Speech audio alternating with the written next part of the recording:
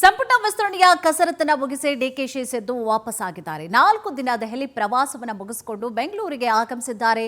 Rahul busy ಇದ್ದಂತಹ ಕಾರಣವಾಗಿ ದೆಹಲಿಯಲ್ಲೇ ವಾಸ್ತವ್ಯವನ್ನು ಹೂಡಿದರು.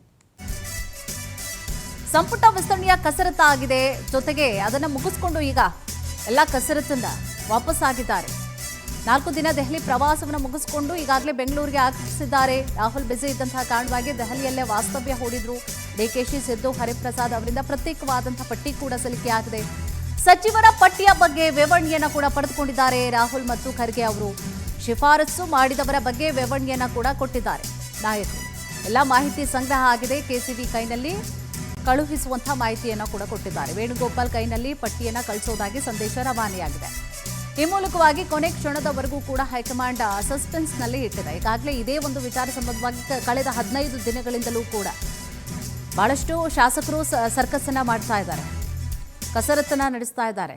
ಜೊತೆಗೆ ಇನ್ನು ಬಿ.ಕೆ. ಹರಿಪ್ರಸಾದ್ ಅವರು ಇರ್ಬೋದು, ಮಾಜಿ ಸಿಎಂ ಸಿದ್ದರಾಮಯ್ಯ ಅವರು ಇರ್ಬೋದು, ಡಿಕೆಶಿ ಅವರು ಇರ್ಬೋದು, ಹೋಗೋದು ಪಟ್ಟಿ ಕೊಡೋದು ಬರೋದು, ಹೋಗೋದು ಪಟ್ಟಿ ಕೊಡೋದು ಬರೋದು.